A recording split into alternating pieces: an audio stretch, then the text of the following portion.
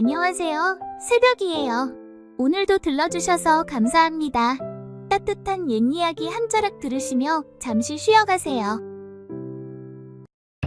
이 맛, 과연 어디서 난 것이냐? 임금의 눈이 크게 떠졌다. 사흘째 속이 더부룩해 수라상에 손을 대지 못하던 그가 오늘은 죽그릇을 단숨에 비워낸 것이다. 순간 전가가는 고요히 가라앉았다. 임금이 수저를 내려놓으며 물었다. 이 죽, 바다에서 갓 건져 올린 듯하구나. 대체 무엇으로 지었느냐? 수라상공이 앞으로 나서 머리를 숙였다. 전하, 남쪽 고을에서 새벽에 진상된 전복과 톳을 쓰고 잣을 더하여 죽을 올렸사옵니다. 임금은 고개를 끄덕였다. 허허, 새벽 바다의 숨결이 그대로 담겼구나. 잠시 침묵하던 임금이 물었다. 이 죽, 네 솜씨냐? 수라상공이 머리를 깊이 숙이며 답했다. 아니옵니다. 전하, 옥년이라 하는 나인이 지은 것이옵니다. 임금의 미간이 좁혀졌다. 옥년이라. 처음 듣는 이름이로다. 당장 불러오라. 잠시 후 한 젊은 궁녀가 떨리는 발걸음으로 전각 안에 들어섰다. 고개를 깊숙이 숙여 무릎을 꿇었다. 그 얼굴은 아직 앳되었으나 두 손은 불길과 칼날에 단련된 듯 상처투성이었다. 임금이 물었다. 네가 옥년이냐? 예, 전하. 무엇을 넣어 이리도 속 편한 맛을 내었느냐? 옥년이 조심스레 대답했다. 들기름에 곱게 다진 톳을 볶아 향을 내고 전복을 다져 죽을 고았사옵니다. 마지막에 잣을 흩뿌려 속을 고르게 다스렸사옵니다. 임금은 다시 죽을 들이켰다. 바다의 향은 은은하되 비리지 않았고 고소하되 번잡하지 않았다. 답답하던 속이 한결 풀리자 임금의 얼굴에 미소가 번졌다. 사흘 만에 그릇을 다 비우는구나. 참으로 묘한 손맛이로다. 전가간의 모든 시선이 옥년에게 쏠렸다. 그날 이후 옥년의 이름은 궁중에 널리 퍼지기 시작하였다. 옥년은 평범한 평민의 집에서 태어난 딸이었다. 13해 되던 해 집안이 기울어 궁으로 들게 되었다. 그날부터 옥년은 새벽마다 물을 이고 종일 불길 앞에 앉아 재를 털었다. 손등과 얼굴은 시커멓게 그을렸지만 입가엔 해맑은 웃음이 번졌다. 허나 허드렛 일 속에서도 늘 눈과 귀를 세웠다. 국을 끓이는 법, 불을 다스리는 법, 장을 담는 법을 하나하나 마음에 새겼다. 꾸지람이 떨어져도 고개를 숙였을 뿐 속으로는 다짐했다. 언젠가 내 손으로 수라를 지어보리라. 옥년은 손맛만 특별한 것이 아니었다. 틈만 나면 책을 읽고 이 약초 저 약초를 맛보며 익혔다. 쓴맛과 단맛, 매운맛과 짠맛을 가리지 않고 입에 머금어 기억해두었다. 하여 20살이 되자 그 누구도 따를 수 없는 솜씨를 지니게 되었다. 수라상공이 옥년을 불러 세웠다. 옥년아, 이 맛을 어디서 배웠느냐? 옥년이 고개를 숙이며 답했다. 책에서 배운 것과 소녀의 입이 기억한 것뿐이옵니다. 상공이 잠시 웃더니 고개를 끄덕였다. 허나 책만 본다고 나오는 손맛은 아니니라. 네 손끝은 다르다. 같은 나이에 같은 시절에 나인으로 들어온 이가 있었다. 이름은 청림. 그녀 또한 부지런히 배우고자 했으나 무슨 수를 써도 옥년을 넘어서지 못했다. 임금의 수라는 늘 옥년의 손끝에서 빛이 났고 청림은 언제나 두 번째 자리에 머물렀다. 겉으로는 웃으며 고개를 끄덕였으나 그 마음은 날로 어두워졌다. 갈수록 옥년에게 질투를 느끼고 그 생각이 청림의 가슴에 날마다 응어리로 쌓여갔다. 청림이 아궁이 앞에서 국을 젓는 옥년을 흘겨보았다. 또 전하께 올릴 음식이냐? 응. 상궁마마께서 맡기셨어. 언제부턴가 그 일은 다 네 차지로구나. 나는 늘 남은 손만 맡고. 옥년이 조심스레 대답했다. 청림아, 네 솜씨도 훌륭하잖아. 다만 전하의 입맛이 다른 것이겠지. 청림의 입술이 굳게 다물렸다. 전하의 입맛이 달라서? 글쎄, 그저 네가 운이 좋을 뿐일지도 모르지. 중전마마가 수라상궁을 불렀다. 며칠째 속이 답답하니 맑고 든든한 탕을 올려주시오. 수라상궁이 고개를 숙이고 옥년을 돌아보았다. 중전마마께 올릴 수라다. 옥년이 네 손에 맡기마. 예, 상궁마마. 옥년은 솥을 달구며 중얼거렸다. 핏물을 먼저 빼야 국물이 맑지. 불은 세우지 말고 은근히 오래 고아야 한다. 그날부터 옥년은 아궁이 앞을 지켰다. 커다란 솥에 곰탕을 올려 밤낮으로 불길을 살폈다. 불이 꺼질까, 솥이 타오를까. 눈을 붙여도 마음은 늘 솥에 매달려 있었다. 한밤중에도 국자를 들어 국물을 저으며 작은 숨을 내쉬었다. 중전마마께 올릴 곰탕이니 기름기는 말끔히 걷어내고 분술물 한 방울 섞이지 않게 맑아야 하느니라. 아궁이 불빛만 깜빡이는 고요한 수락관. 그때 등 뒤에서 발자국 소리가 스쳤다. 누군가 서성이듯 다가와 멈추었다. 거기 누구십니까? 옥년이 돌아보려는 순간 등 뒤에서 거센 힘이 어깨를 밀쳤다. 솥이 흔들리며 국물이 솟구쳤다. 끓어오른 뜨거운 국물이 옥년의 얼굴을 덮쳤다. 순간 그녀의 비명이 수라간을 가득 메웠다. 뜨거운 곰탕에 얼굴 오른편이 그대로 잠겼고 살결은 허물어져 내려앉았다. 고왔던 자태는 흔적도 없이 일그러졌다. 옥년의 비명소리에 궁녀들이 하나둘 수락간으로 몰려들었고 놀란 눈길이 사방에서 꽂혔다. 숨죽여 보는 이들마다 눈을 돌리고 몇은 입가를 막으며 몸을 떨었다. 그 아름답던 얼굴은 온데간데 없고 괴물 같은 모습만이 남았다. 옥년은 떨리는 입술로 속삭였다. 아니야. 꿈일 게야. 대체 누가 이런 짓을? 수라상궁이 이를 악물고 고개를 저었다. 이 꼴로는 더는 궁에 둘 수 없구나. 안타깝지만 여기서 나가야겠다. 옥년은 말 한마디 하지 못한 채 고개를 숙였다. 눈물은 상처에 스며들어 더 깊은 고통이 되었다. 국문을 나서던 옥년의 손에 수라상궁이 은전 몇 냥을 쥐어주었다. 이걸로 작은 초가 하나 드려라. 부모도 이미 세상을 떠났으니 네가 기댈 곳도 없지 않느냐. 허나 잊지 말거라. 얼굴은 잃었어도 손맛은 잃지 않았으니 너는 반드시 네 힘으로 다시 일어설 수 있을 게다. 옥년은 은전을 꼭 움켜쥔 채 뜨거운 눈물을 흘렸다. 그녀는 그렇게 수락관에서 쫓겨났다. 상처난 얼굴을 감싸진 채 국문을 나설 때 끝내 뒤를 돌아보지 못했다. 이른 새벽, 궁 앞에는 이미 수군거림이 퍼져 있었다. 저게 옥년이냐? 한때 전하의 입맛을 사로잡았다더니 누군가는 혀를 차고 누군가는 고개를 돌렸다.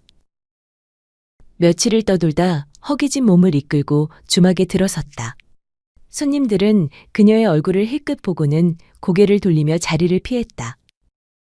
옥년은 혼자 밥상을 마주하고 앉아 숟가락을 들었다. 첫 숟갈을 뜨자 눈물이 흘러내렸다. 허기 때문이 아니라 지난 세월이 한꺼번에 무너져 내려서였다. 허나 이내 얼굴이 살짝 일그러졌다. 쓴맛이 도드라지는데? 밥을 끝까지 다 비운 뒤 옥년은 조심스레 주모를 불렀다. 잘 먹었소이다. 혹시 이 국밥에 쓴바기를 넣으셨소? 주모가 놀란 듯 눈을 크게 떴다.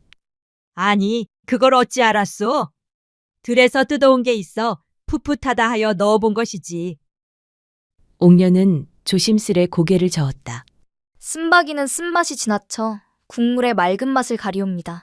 한번 데쳐 아린 기운을 빼고 장에 무쳐 먹으면 그제야 제 빛을 내지요. 허나 국밥에는 어울리지 않소이다. 주모는 혀를 차며 감탄했다. 허허, 젊은 처자가 어찌 그리 아는 게 많소? 옥년은 고개를 숙이고 더는 말하지 않았다. 그 길로 다시 길을 떠났다. 허름한 들녘 끝에 비어있는 초가가 눈에 들어왔다. 그곳에 몸을 의탁하며 며칠을 스스로를 가두듯 지냈다. 거울 아닌 물에 비친 얼굴은 일그러져 있었고 사람들의 눈길을 떠올릴 때마다 가슴이 저며왔다.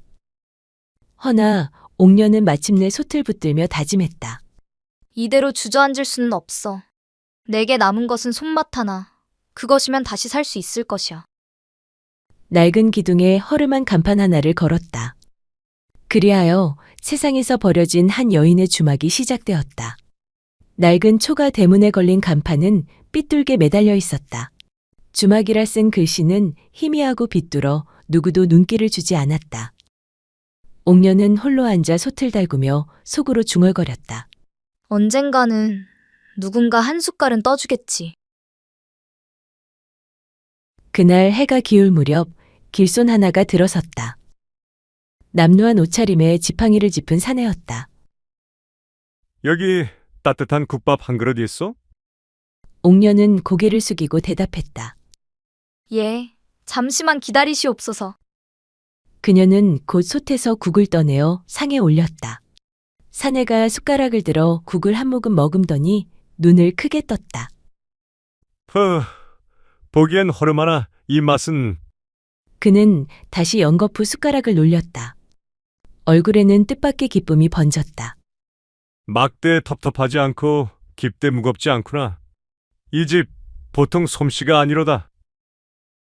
옥녀는 조용히 서서 손수건으로 한쪽 뺨을 가렸다.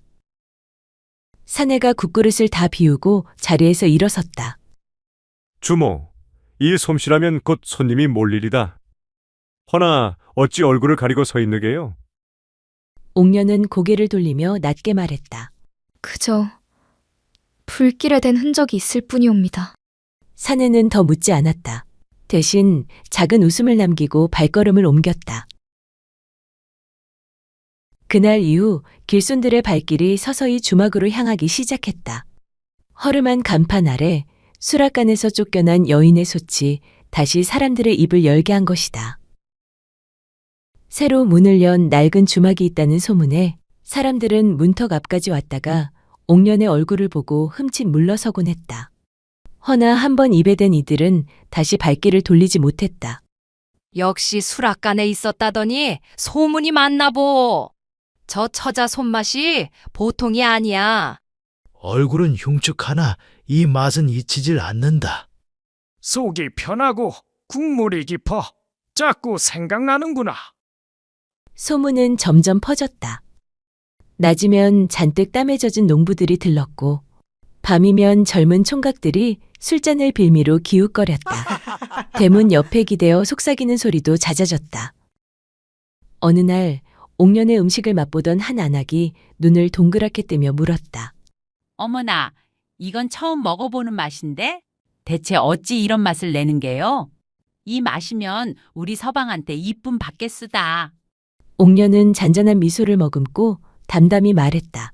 그저 민물고기 육수에 들깨를 더해 비린내를 잡고 여기에 여러 양념을 고루 섞어낸 것일 뿐이옵니다. 그 무렵 과거에 또 낙방한 한 사내가 있었다. 이름은 노석구. 허름한 도포의 남루한 꼴로 터덜터덜 고향길을 내려오고 있었다. 배는 고팠으나 주머니엔 가진 것 하나 없었다. 저녁 무렵 길가에 허름한 주막이 눈에 들어왔다.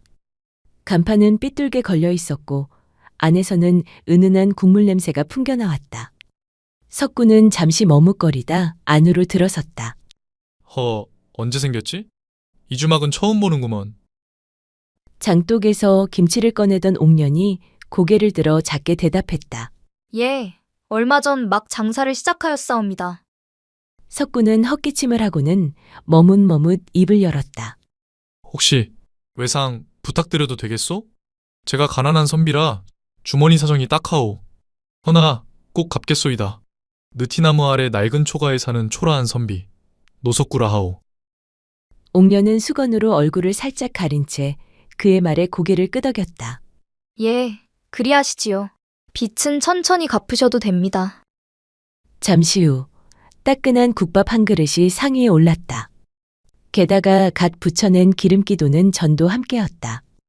석구는 국밥을 한 숟갈 뜨는 순간 두 눈이 번쩍 커졌다. 이게 어찌된 국밥이요? 내 평생 먹어온 국밥과는 사뭇 다르오. 국물이 맑고도 깊어 속이 뜨끈하게 풀리는 듯하오. 전까지 집어먹더니 고개를 끄덕이며 말했다. 이전 또한 고소하고 간도 알맞구나. 이런 솜씨라면 곧 손님이 문턱을 넘치겠소이다. 허허. 몸도 마음도 얼어붙었던 석구는 허겁지겁 국밥을 떠먹었다.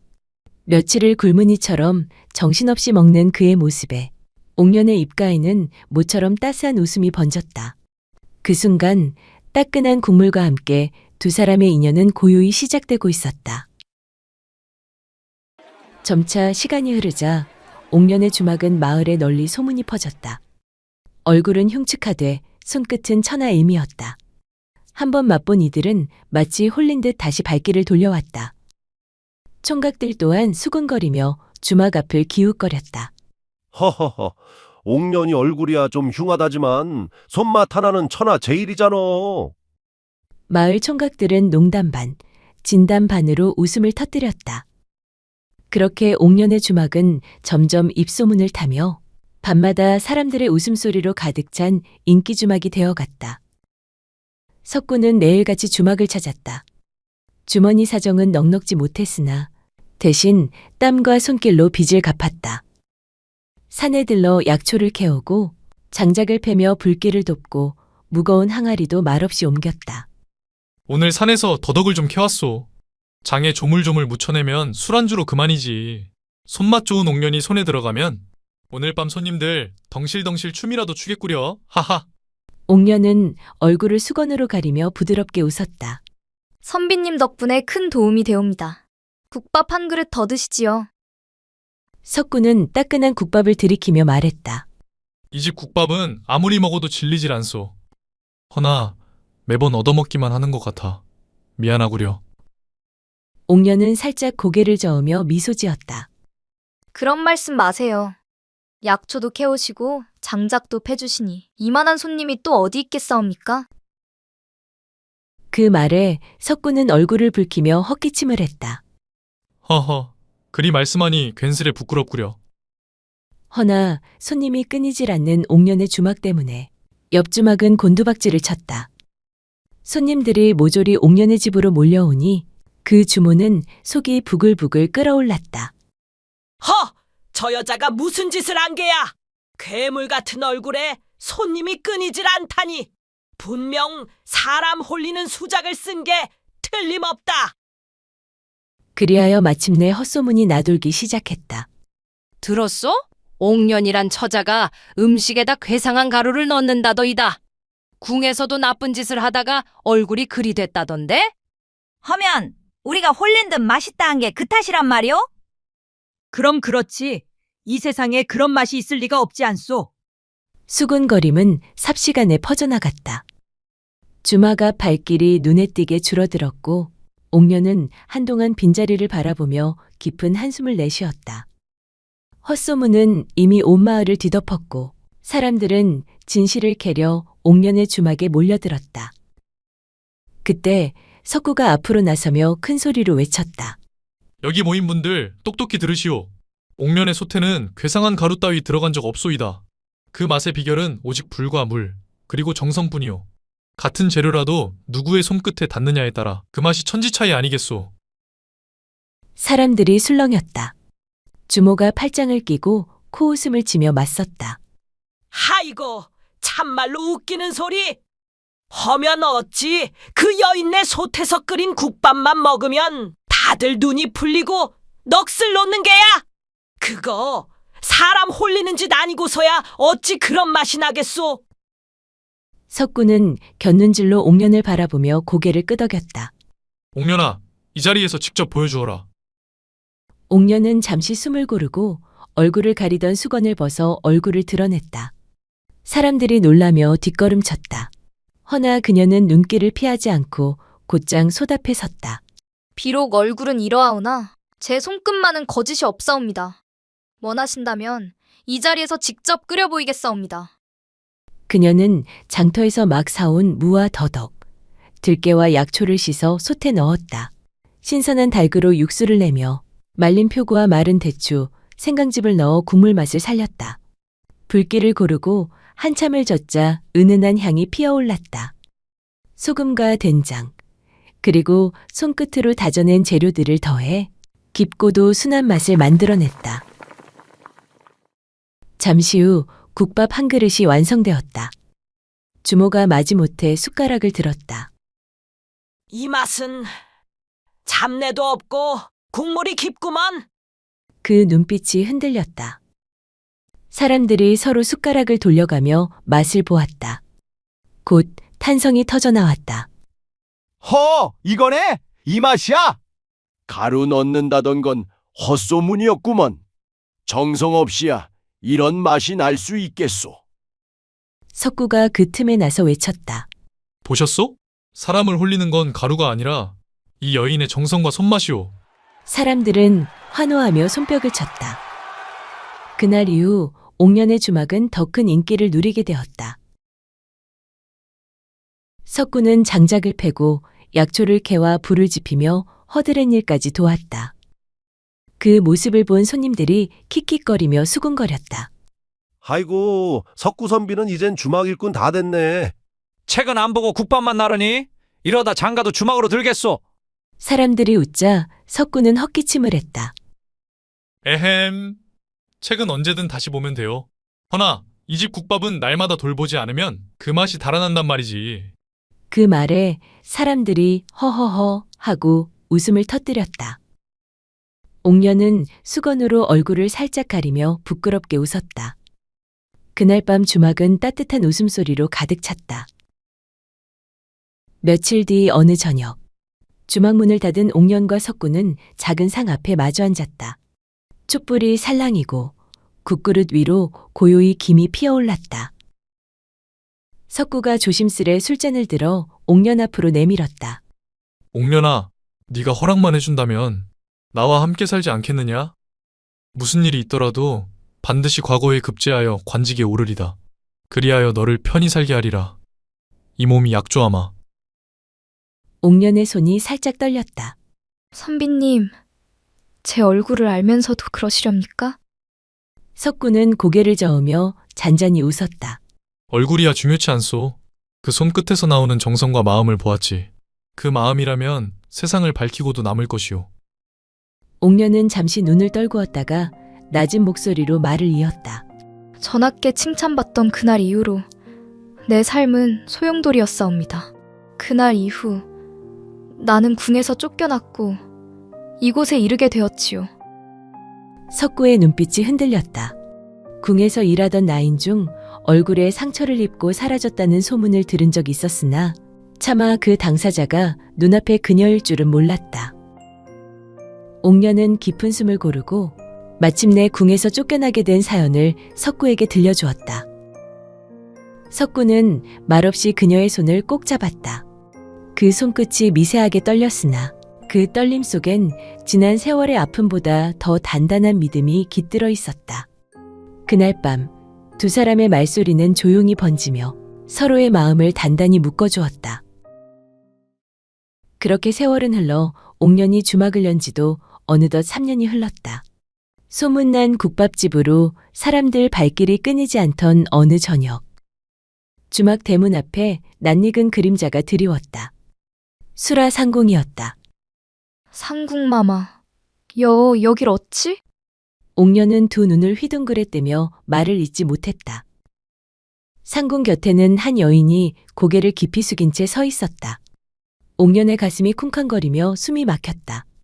상궁은 말없이 그녀를 앞으로 내세웠다. 그 여인이 고개를 들자 옥년은 숨을 삼켰다. 청림이? 그러나 그녀의 얼굴은 옛날과 같지 않았다. 불에 데인 듯 흉측하게 일그러져 있었다. 순간 주막 안은 술렁였다. 석구는 벌떡 일어나 뒷걸음쳤고 옥년의 얼굴은 창백히 굳어졌다. 청림은 그 자리에서 무릎을 꿇고 흐느꼈다. 옥년아, 내가 죽을 죄를 지었다. 그날 속가에서 너를 민 게 바로 나야. 질투심에 눈이 멀어 그리하고 말았구나. 제발 용서해다오. 사람들이 숨죽여 지켜보는 가운데 옥년은 떨리는 눈길로 그녀를 바라보았다. 대체 그게 무슨 소리냐? 그날의 일이 네 짓이었다니. 그런데 네 얼굴은 어찌 된 게냐? 청님은 눈물로 얼룩진 얼굴을 떨며 흐느꼈다. 그날 내가 저지른 짓을 어린 궁녀가 모두 보고 있었어. 허나 나는 그 아이마저 오래도록 괴롭혔지. 결국 분을 못 이긴 그 아이가 끓는 물을 내 얼굴에 부어버렸다. 하늘이 내린 벌을 받는 거겠지. 순간 주막 안에는 무거운 정적이 내려앉았다. 수라상궁은 깊은 한숨을 내쉬며 고개를 끄덕였다. 그날의 진실이 이제야 밝혀졌구나. 죄는 이미 드러났으니 각자 감당할 길만 남았을 뿐이다. 옥년아, 지난 일은 모두 흘려보내고 이곳에서 새 삶을 열어가거라. 청님은 땅에 이마를 박은 채 흐느꼈고 옥녀는 말없이 눈을 감았다. 그 눈가에 맺힌 눈물이 뺨을 타고 흘러내렸다. 그 한마디를 남기고 상궁은 청님을 데리고 발걸음을 옮겼다. 주막 안에는 오래도록 무거운 침묵이 흘렀다. 그날 이후 옥녀는 더는 수건으로 얼굴을 가리지 않았다. 사람들은 처음엔 놀라 고개를 돌렸으나 곧 다시 소탑에선 그녀의 당당한 눈빛과 손맛에 고개를 숙였다. 그리하여 옥녀는 당당히 주막의 주모로 자리 잡았다. 손님들 발길은 날로 늘어났고 그 곁엔 언제나 석구가 있었다. 낮이면 장작을 패고 밤이면 등불 아래 글을 읽으며 언젠가 과거에 급제하여 옥년에게 꼭 보답하리라. 그는 마음속으로 다짐했다. 세월은 다시 흘러 두 사람은 혼례를 올렸다. 곧 예쁜 아이의 울음소리가 초가 안을 가득 메웠다. 석구는 과거에 급제하여 작은 고을의 벼슬자리에 올랐다. 백성들 사이에선 이런 말이 돌았다.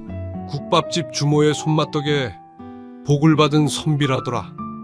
옥녀는 여전히 소답을 지키며 손님을 맞았다. 허나 이제 그 곁에는 언제나 석구와 아이가 있었다. 그 얼굴에 남은 상처는 더 이상 수치가 아니었다. 그리하여 수락관에서 쫓겨난 한 궁녀의 솥은 고을을 따뜻이 품는 집이 되었다.